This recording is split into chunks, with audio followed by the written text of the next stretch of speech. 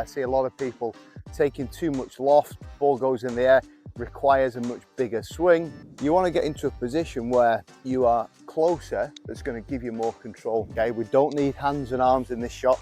We need the body, we need the chest. All I have to worry about is rocking back and rocking through. So we have found ourselves greenside here. We've got about a 30-yard chip shot. What should be quite a simple chip shot. Actually, so many of my students find this quite difficult. They struggle with contact, they struggle with direction, getting that distance control. And it really starts off with the shot selection and club selection. Okay, so we're going to use a 9-iron here. So we're literally going to hit a club that's going to get the ball rolling as soon as possible and then get it releasing towards the flag. Okay, I see a lot of people taking too much loft, ball goes in the air, requires a much bigger swing. All of that can lead to some inconsistency. Okay, and stay to the end, guys. I've got a really simple way that helps all of my students improve their contact when it comes to chipping. Okay, so first things first, we've got the club selection. Now it's about getting the correct setup. Okay, so what I see so many of my students do, they actually set up to a chip like a full shot. Okay, and if I didn't know any better, you'd think they were hitting this shot, 150 yards, where really you want to get into a position where you are closer, that's going to give you more control. Okay, so you can see here, as I get closer to the ball, I'm gripping down the club. I've got a very narrow stance. We don't need any width really here in the stance.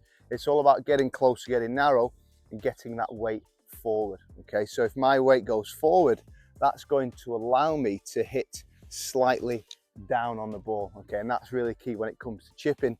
As soon as you try and help the ball up in the air, we're going to get inconsistent strikes. Quite often we're going to see the club bottoming out a bit early, on its way back up, losing that contact. Okay, so get the ball pretty central, narrow stance. You're going to get that weight forward, you're going to get the handle leaning slightly forward. And the key thing here, right, okay, and this is absolutely crucial when it comes to ball striking. Before we get into that, if you would like a more tailored approach to your game, please reach out on Skillist. There's a link in the description below. I've got lots of programs on there to help you reach your goals for this year. What you will receive is an analysis of your swing, broken down frame by frame, and then you will receive a video of me demonstrating exactly what you need to work on, along with some drills to help you reach your goals much sooner. Back to the video. I want you to feel like the heel of the club is off the ground. Okay, so many of my students, they get their hands very low, so they get into this position here where, if anything, the toe gets off the ground. Okay, and what that leads to a lot of fats and thins, a lot of digging into the ground.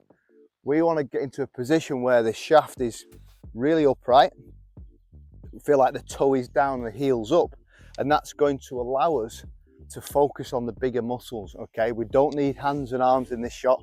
We need the body, we need the chest turning back and turning through, because that's ultimately going to give you that consistency you're looking for, and we can get that lovely strike every single time. Okay, so really getting into a position that's going to give you that consistency. Okay, and it's a common word I hear on the lesson tee every day, and it's about, if we can get into a position here, you'll very much see this from that sort of behind angle there, how upright this shaft is. And when it does that, all I have to worry about is rocking back and rocking through. You can see how consistent the strike is there, how easy it is to hit our landing spot. And I would often say to people, treat this like an extended putt. Okay, so think about your putter. You're never going to use your wrists, your arms, your hands. All you're going to do is literally rock your shoulders. Okay, if you look at the V here in my arms, I'm just maintaining that back and through. So I'm rocking back and through. You can see how that butt end of the club is almost an extension of my hips, isn't it? It's just following my belt buckle back and through. And we're going to get so much consistency over that when it comes to striking the golf ball.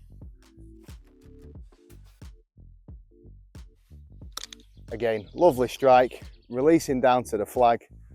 Very simple shot. Now, The beauty of this shot, you can actually apply this to any club, okay? So yes, I'm using a 9-iron here, but if the flag's at the back, I might use my 7-iron.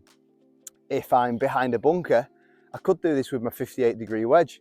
Same technique, and the loft of the club will just pop it up in the air, okay? So very simple concept all around the setup, all around getting that heel off the ground. Next time you're out, guys, give it a go. It's made a huge difference to my chipping, to a lot of my students' chipping, and it could definitely do the same to yours as well. Again, lovely, lovely strike there, down towards the flag. If this is your first time watching the channel, guys, please don't hesitate to subscribe. Plenty more videos coming your way to help you improve your game. See you next time.